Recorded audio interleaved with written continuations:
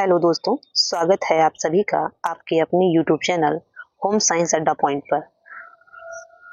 साथियों, कल हमने अपने इस होम साइंस सब्जेक्ट के यूनिट 3 होम मैनेजमेंट के विवाह यानी मैरिज चैप्टर से कुछ प्रश्नों को हल किया था।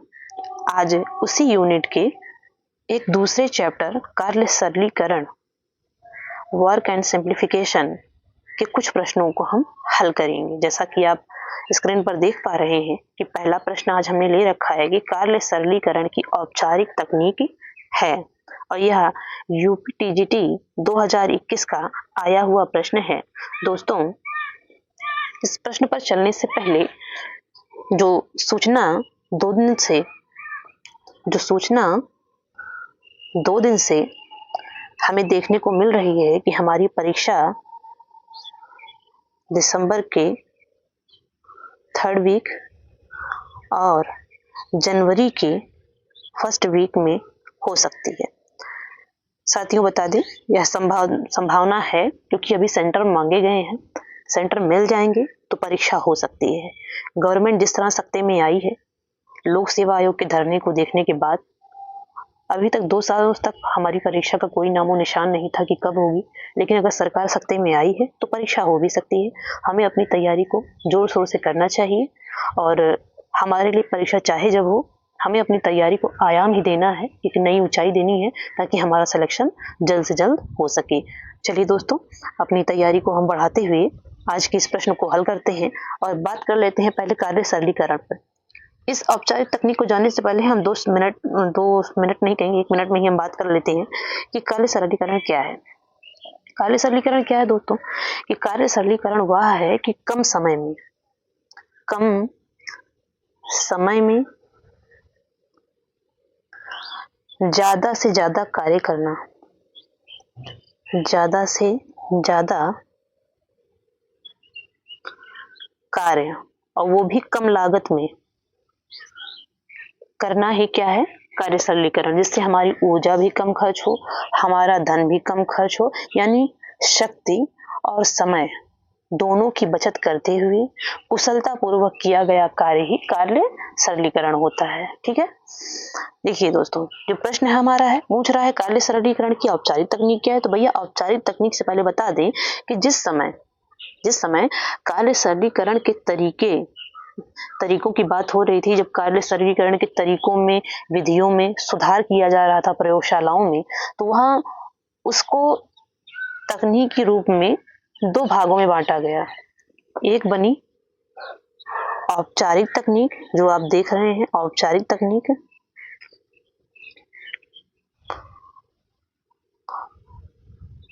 मैं लिखूं क्या? औपचारिक तकनीक। दूसरी बनी अनौपचारिक।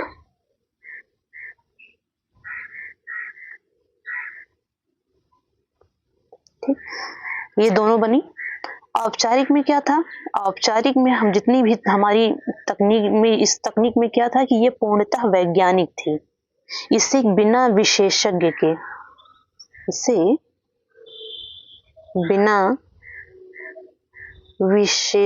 के करना संभव नहीं और बिना प्रयोगशाला के, इसमें दोनों ही काम जरूरी है। बिना प्रयोगशाला और बिना विशेषज्ञों के आप औपचारिक तकनीक को नहीं कर सकते हैं। लेकिन यही बात करें हम अनौपचारिक तकनीक की। अनौपचारिक क्या है? अनौपचारिक में था अनौपचारिक में क्या है? इसे आप घर पर कर सकते हैं,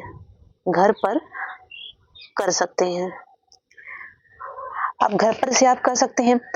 अनौपचारिक को आप घर पर कर सकते हैं।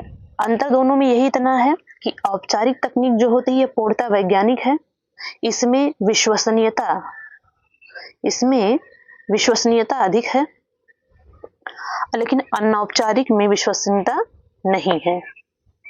औपचारिक में है, अनौपचारिक में नहीं। इसमें गलतियां हो सकती है लेकिन इसमें गलती नहीं होती है। ठीक है, आइए बात करते हैं औपचारिक तकनीक पर। तो औपचारिक तकनीक में हम देखें तो पूछ रहा है कार्य सरलीकरण की औपचारिक तकनीक है पहला ऑप्शन है प्रोसेस चार्ट, दूसरा ऑप्शन है ऑपरेशन चार्ट, तीसरा ऑप्शन है साइक्लोग्राफ और चौथा ऑप्शन यानी ऑप्शन नंबर डी है पाथवे चार्ट। भैया इसमें सही उत्तर होगा साइक्लोग्राफ।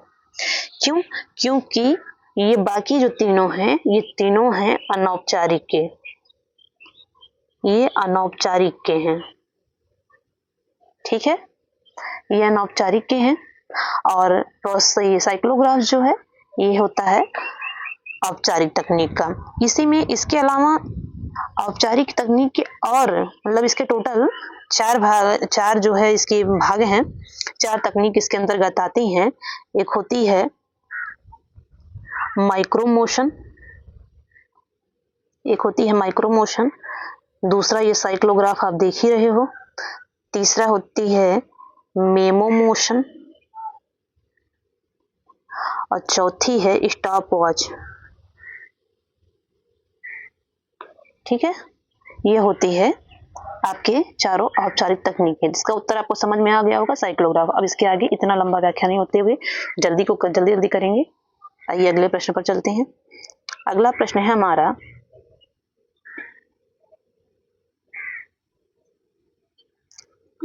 मिनट ऊपर ही जा रहा है, पहले पढ़ ही लेते हैं। दूसरा प्रश्न है अनावश्यक गतिविधियों का विश्लेषण, अनावश्यक गतियों का विश्लेषण जिनका अनुमूलन किया जाना है निम्न में से किसके अंतर्गत किया जाता है। प्रश्न को बहुत ध्यान से देखिएगा, बहुत सावधानी पूर्वक देखिएगा, ठीक है। ये हमारा यूपीएससी जीआईसी 2021 का पूछा हुआ प्रश्न है, जीआईसी 2021 का। गॉड 1 सेकेंड, चलिए आ गया। ये हमारा जीआईसी 2021 का पूछा हुआ प्रश्न है अनावश्यक गतियों का विश्लेषण जिनका अनुमूलन किया जाना है निम्न में से किसके अंतर्गत किया जाता है। ऑप्शन नंबर ए है माइक्रो मोशन फिल्म विश्लेषण, ऑप्शन नंबर बी है क्रोनोसाइक्लोग्राफी, ऑप्शन नंबर सी है साइक्लोग्राफी, ऑप्शन नंबर डी है प्रोसेस चार्ट। इसका सही उत्तर होगा साइक्लोग्राफी। आपको यूथ में देखने को मिलेगा, इसमें क्रोनोसाइक्लोग्राफी को सही माना है, लेकिन मैं बता दूं कि साइक्लोग्राफी के अंतर्गत प्रयुक्त होने वाला एक यंत्र है जिसके द्वारा यह प्रक्रिया संपन्न की जाती है, लेकिन इसमें पूछ रहा है किसके अंतर्गत, यानी कि तकनीक के बारे में पूछ रहा है। उस आधार पे आपका सही उत्तर होगा साइक्लोग्राफ। ओके, आइए नेक्स्ट प्रश्न चलते हैं। निम्न में से कार्य सरलीकरण की औपचारिक तकनीक है। फिर वही प्रश्न घुमा के दिया है, लेकिन ऑप्शन बदला है और आपको इसलिए मैंने ये रखा कि आप अलग अलग तरह के प्रश्नों को ध्यान देते चले। अभी मैंने आपको बताया था ना कि कौन कौन सा इसमें से अनौपचारिक का है, तो आप देख रहे हैं पाथवे चार्ट भी अनौपचारिक है, प्रोसेस चार्ट भी अनौपचारिक है और ऑपरेशन चार्ट भी अनौपचारिक है। तो बच क्या रहा है हमारा माइक्रो मोशन एनालिसिस, यानी मैंने भी बताया था आपको कि माइक्रो मोशन फिल्म विश्लेषण विधि के बारे में बताया था ना, तो ये ऑप्शन नंबर सी इसका राइट आंसर होगा। आइए अगले प्रश्न पर चलते हैं। प्रोसेस चार्ट, अब प्रोसेस चार्ट की बात कर रहा है तो आप समझ गए कि भी मैंने आपको बताया था कि ये क्या है, अनौपचारिक है। ये कैसे होती है, ये पेन पेंसिल से ग्राफ बनाकर कागज पे या कुछ मानक चिन्हों का प्रयोग करते हुए इस क्रिया को किया जाता है। ऐसे पूछ ही लिया है इसमें प्रोसेस चार्ट में। त्रिभुज का अभिप्राय है, त्रिभुज का अभिप्राय क्या है, कार्य में गति नहीं भैया, कार्य में गति के लिए नहीं होता है, कार्य में निरंतरता नहीं, कार्य में विभाजन नहीं। ये उत्तराखंड एलटी 2020 का पूछा हुआ प्रश्न था, कार्य में रुकावट के लिए होता है। ठीक है, आइए अगले प्रश्न पर चलते हैं। अब इसके अंतर्गत आपको और बताएंगे। फिर देखिए, फिर यही पूछ लिया है। इस प्रश्न को देखिए, प्रश्न की भाषा कैसे बदल रही है। DSSB में यही प्रश्न पूछा है जो अभी आप क्वेश्चन नंबर 2 सॉल्व किए हैं, लेकिन अंतर दोनों में क्या है, ऑप्शन भी बदले हैं और थोड़ी सी शब्दावली बदली है।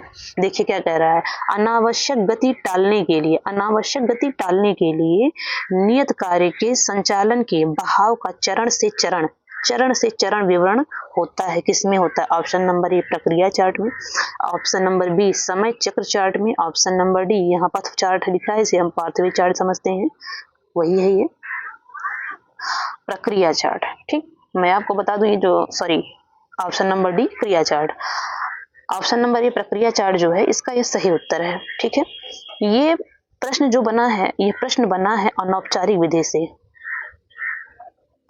अनौपचारिक से पूछा है ये, ठीक है, ये अनौपचारिक से पूछा है। और अनौपचारिक के अंतर्गत बताऊं तो कह रहा है गति टालने के लिए, गति टालने के लिए वहां क्या रहा था, केवल वहां पे जो है चेक किया जा रहा था फोटो के थ्रू, जो हमारी औपचारिक तकनीक की थी उसमें फिल्म बार बार ली जा रही थी, इसमें क्या है फिल्म नहीं ली जा रही, लेकिन यहाँ प्रक्रिया हम किस तरह अपनी अनावश्यक गतियों को टालें उसके लिए यहाँ पर जो प्रतीक चिन्ह बनाए हैं, छोटा गोला, बड़ा गोला, चौकोर, त्रिभुज, इनसे यह अपनी गति को नियंत्रित करते हैं कि अनावश्यक गति ना हो। उसमें यह प्रक्रिया चार्ट जिसे हम प्रोसेस चार्ट कहते हैं, इसी को हम प्रोसेस चार्ट कहते हैं। और जो ये क्रिया चार्ट है ये ऑपरेशन चार्ट होता है, ठीक है। और समय चक्र चार्ट जान ही रहे हैं कि ये बात कर रहा है स्टॉप वॉच की, ठीक है। आइए अगले प्रश्न पर चलते हैं। अगला प्रश्न है शिक्षा और प्रशिक्षण के अंतर का मुख्य आधार है। अंतर का मुख्य आधार क्या है भाई? ज्ञान है, कौशल है, मनोवृत्ति है, उपरोक्त सभी है। उत्तराखंड असिस्टेंट प्रोफेसर 2015 का प्रश्न है, ठीक है। तो दोनों में ही ज्ञान का भी अंतर होता है, मनोवृत्ति का भी अंतर होता है, विश्लेषण का भी अंतर होता है। तो ऑप्शन नंबर इसका डी राइट आंसर हो जाएगा। आइए अगले प्रश्न पर चलते हैं। अगला प्रश्न है, अच्छा ये प्रश्न 2 बार हो गया है। सटीक कार्य करने के लिए कार्यस्थल की ऊंचाई होनी चाहिए। कोई भी सटीक कार्य आपको करना है तो उस कार्यस्थल की ऊंचाई कितनी होनी चाहिए? कोहनी की ऊंचाई के ऊपर, कोहनी की ऊंचाई के नीचे, कोहनी की ऊंचाई के बराबर, उपरोक्त में से कोई नहीं। तो भैया इसका सही उत्तर होगा ऑप्शन नंबर बी, कोहनी की ऊंचाई के, एक मिनट सॉरी, ऑप्शन नंबर ए होगा, कोहनी की ऊंचाई के ऊपर। कोहनी की ऊंचाई के ऊपर जब रहेगा तो आप हल्का सा अपना हाथ उठा के काम कर सकते हो, और कोहनी की ऊंचाई के नीचे रहेगा तो आपको झुकना पड़ेगा थोड़ा सा, और बराबर रहेगा तो भी बार बार आपकी कोहनी ही टच करेगी तो आपको प्रॉब्लम आएगी, लेकिन हल्का सा ऊपर रहेगा तो आप उस कार्य को आसानी से कर सकते हो। आइए अगले प्रश्न पर चलते हैं। एर्गोनॉमिक्स मजदूर कार्य क्षमता शास्त्र। एर्गोनॉमिक्स का अगर हिंदी में अर्थ पूछे क्या होता है तो होता है भैया, सॉरी, एर्गोनॉमिक्स का शाब्दिक अर्थ पूछे हिंदी में तो होता है मजदूर कार्य क्षमता शास्त्र। कभी कभी ये भी प्रश्न देता है कि मजदूर कार्य क्षमता शास्त्र किसे कहते हैं, मतलब मजदूर कार्य क्षमता शास्त्र को अन्य किस नाम से जाना जाता है, अन्य किस नाम से जाना जाता है तो एर्गोनॉमिक्स के नाम से जाना जाता है, ठीक है। एर्गोनॉमिक्स मजदूर कार्य क्षमता शास्त्र शब्द को ग्रीक भाषा, ये भी एक इम्पोर्टेंट, ये भी पूछता है कि एर्गोनॉमिक्स जो है, एर्गोनॉमिक्स किस भाषा का शब्द है भैया? तो ग्रीक भाषा का शब्द है। और ग्रीक भाषा से किस शब्द से बना है? एर्गोन से बना है, प्लस नोमस, एर्गोन और नोमस से बनाया गया है, जिसका मतलब होता है ऑप्शन नंबर ए नौसर्गिक नियम के साथ काम, ऑप्शन नंबर बी खड़े रहते काम, ऑप्शन नंबर सी काम के समय खड़े, ऑप्शन नंबर डी इनमें से कोई नहीं। ये DSSB में 2 बार पूछा गया, DSSB PGT में हमारी परीक्षा होने को 2018 और 19 दोनों में पूछा गया है, ठीक है। इसका सही उत्तर होगा नौसर्गिक नियम के साथ काम, ठीक है। आइए अगले प्रश्न पर चलते हैं। अगला प्रश्न है मनुष्य के क्रियाशील परिवेश के वैज्ञानिक अध्ययन को क्या कहते हैं?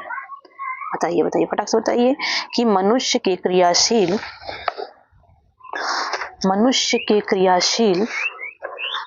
परिवेश के वैज्ञानिक अध्ययन को क्या कहते हैं? तो option number A is right answer, ergonomics कहते हैं, जिससे अभी हमने इससे पहले पढ़ा था ना, क्या पढ़ा था इसके पहले भी हमने देखा था ना, जिसका एर्गोनॉमिक्स का मतलब क्या होता है? नौसर्गिक नियम के साथ काम, ठीक है। अभी जस्ट हमने देखा है, अब देख लीजिए एक ही पॉइंट से कितने क्वेश्चन बने हैं। आइए अगले प्रश्न पर चलते हैं।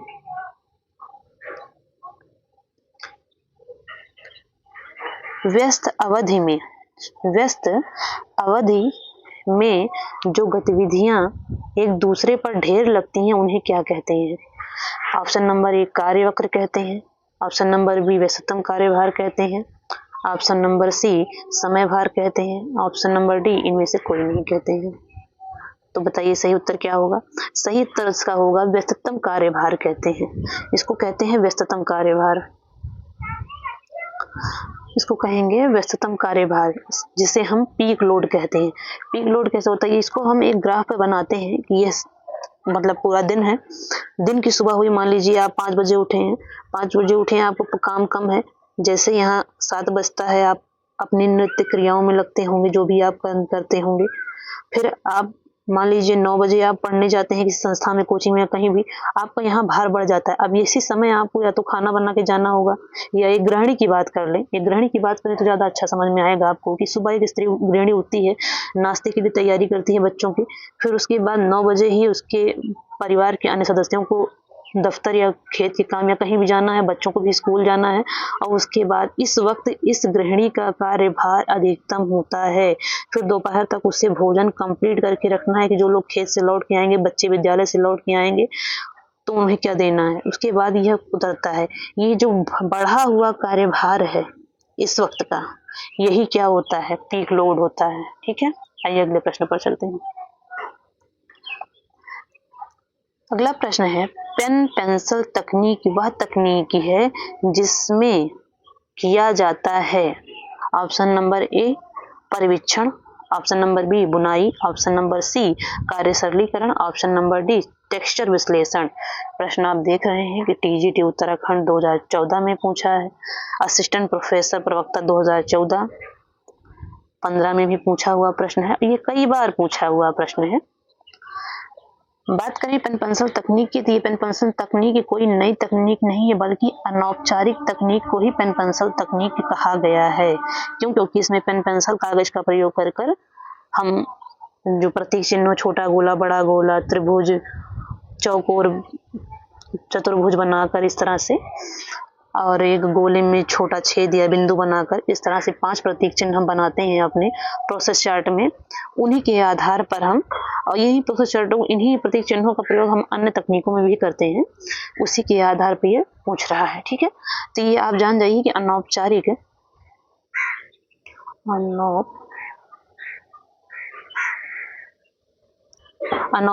तकनीक ही क्या है? ये है आपकी पेन पेंसिल तकनीक। ठीक है, अब पूछ रहा है कि पेन पेंसिल तकनीक वह तकनीक है जिसमें किया जाता है कार्य सरलीकरण। इसके द्वारा कार्य सरलीकरण ही आप करेंगे, बुनाई तो करेंगे नहीं, टेक्सचर विश्लेषण करेंगे नहीं। ठीक है, आइए देखते हैं। हाँ, देखिए एक प्रश्न हमारा और भी इम्पोर्टेंट टीजीटी 2019 का है। इसके अलावा भी कई बार पूछा गया है। इस तरह के प्रश्न प्रयास से संबंधित कई बार आते हैं। प्रश्न कह रहा है डॉट डॉट डॉट, प्रयास वह है जहां हमारी आंखें हमारे शरीर की गतियों को निर्देशित करती हैं। ऑप्शन नंबर 1 मानसिक, option number B pedal, option number C दृश्य, ऑप्शन नंबर डी टॉर्सल। इसका आंखों की बात कर रहा है, तो यहीं से आप पकड़ लीजिए कि यह दृश्य प्रयास है। ठीक है, जिसे हम कहते हैं विजुअल एक्ट कहते हैं इसको। ठीक है, मानसिक प्रयास वहां होता है जहां हम कुछ सोचने समझने का हमारा कार्य होता है, जहां हम तर्क करते हैं, वहां होता है हमारा मानसिक प्रयास। ठीक है, इसे हम विजुअल एफर्ट कहते हैं। इसे कहते हैं विजुअल एफर्ट। ठीक है, अब मानसिक प्रयास में मैंने बता दिया, जैसे कोई भी इस तरह से मस्तिष्क लगाने वाला कार्य से लिखने पढ़ने का काम हुआ, वो मस्तिष्क से ही होना है। सॉरी, लिखने का नहीं, लिखने में तो हाथ का प्रयोग करेंगे। सोचने समझने का, तर्क करने का, सोचना समझना, तर्क करना, चिंतन करना, ये मानसिक प्रयास है। पैडल प्रयास, जहाँ पैरों का प्रयोग हो, पैरों का, जैसे हम साइकिल चलाते हैं, दौड़ते हैं, ये हमारे पैडल प्रयास है। टॉर्सल प्रयास, ये भी 2021 वाले में पूछा हुआ है। टॉर्सल प्रयास, इसमें होता है झुकना, जिसे मोड़न कहते हैं, मोड़न कहते हैं, ये होता है टॉर्सल प्रयास। ठीक है, देखिए अगला प्रश्न आ गया। मंडल ने व्यक्ति की, मार्विन मंडल की बात हो रही है यहाँ पे। मार्विन मंडल ने व्यक्ति की कार्य पद्धति में सुधार के परिवर्तनों को कितने भागों में विभाजित किया है? मार्विन मुंडल महोदय का पूछा हुआ यह प्रश्न है। तो मार्विन मुंडल जी ने जो दिया था वो 5 दिए थे, 5 स्तरों में विभाजित किया था इन्होंने। बाद में ग्रॉस और कैंडल आए, उन्होंने इसको 3 कर दिया, इसमें से 2 को मर्ज कर दिया था। ठीक है। पार्थवे चार्ट किससे संबंधित है? पार्थवे चार्ट किससे संबंधित है भाई बताइए। ऑप्शन नंबर ए सुई और धागा, ऑप्शन नंबर बी पेन और pencil, option number C pin और सुई, ऑप्शन नंबर डी पिन और धागा। यह भी मैंने अभी बताया था कि अनौपचारिक तकनीक के अंतर्गत पार्थवे चार्ट आता है। अनौपचारिक के अंतर्गत ही ये पार्थवे चार्ट आता है, जिसमें ये क्या करते हैं, हम एक कोई फ्लोर ले लेते हैं या कोई लकड़ी का तख्त ले लेते हैं या कोई जमीन ले लेते हैं, उसी पर हम इस प्रक्रिया को करते हैं। और जब जितनी बार व्यक्ति जहां जहां चलता है, हम अपने अनुसार उसी में प्रतीक के अनुसार पिन लगा देते हैं। उसके बाद पिन में उस धागे को फंसाते जाते हैं कि पहले यहाँ गया तो इतनी दूरी का जो भी मानक को सेट करते हैं, फिर ऐसे गया, फिर ऐसे, फिर ऐसे ऐसे। लास्ट में जब सारा क्रियाकलाप जिस गृहिणी का परीक्षण किया जा रहा है, जब खत्म होता है तो इस धागे की लंबाई नापी जाती है कि जितना समय लगा है, कितना कार्य स्थापित हुआ है, इस धागे की लंबाई के द्वारा देखा जाता है। तो इसका सही आंसर है पिन और धागा। ठीक है।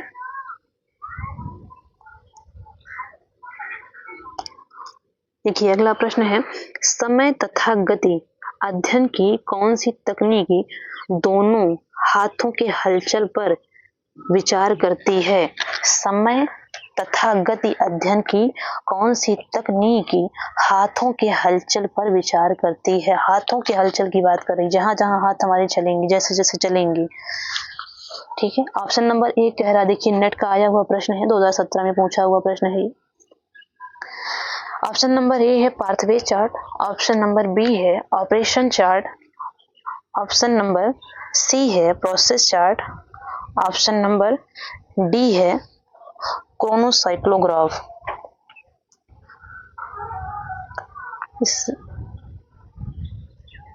एक सेकेंड। समय तथा गति का अध्ययन करने के लिए कौन सी तकनीक दोनों हाथों के हलचल पर विचार करती है? तो ऑपरेशन चार्ट के हलचल पर विचार करती है। ठीक है। आइए देखते हैं। अगला प्रश्न है हमारा, कार्य सरलीकरण को करने का साधारणतम, सरलतम और शीघ्रतम विधि को सचेत होकर ढूंढने के रूप में परिभाषित किया जा सकता है, यह किसने कहा? ऑप्शन नंबर ए निकेलियम डार्सी, ऑप्शन नंबर बी ग्रॉस-एम कैंडल, ऑप्शन नंबर सी वर्गीज ओवेगल, option number D Elizabeth Hurlock. Hurlock तो बिल्कुल नहीं होंगे, एलिजाबेथ हरलॉक तो बिल्कुल नहीं होंगे। ग्रॉस-एम कैंडल, वर्गीज ओगेल, निकेलियम डार्सी। इसका सही उत्तर होगा निकेलियम डार्सी। निकेलियम डार्सी महोदय का यह कथन है। तो दोस्तों आज की यही इतनी हम क्लास संपन्न कर रहे हैं, और कल से हम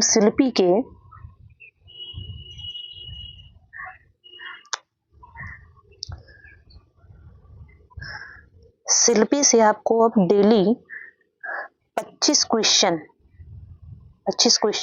सॉल्व कराएंगे। टीजीटी के पहले टीजीटी के फिर पीजीटी के कराएंगे। ठीक है। तो मिलते हैं कल दोस्तों अपनी शिल्पी की क्लास में। Thank you. वीडियो अगर आपको अच्छा लगा हो तो चैनल को सब्सक्राइब कर लीजिए और वीडियो को लाइक कर दीजिए। जो भी आपके कमेंट हो हमें कमेंट बॉक्स में जरूर बताइए। Thank you.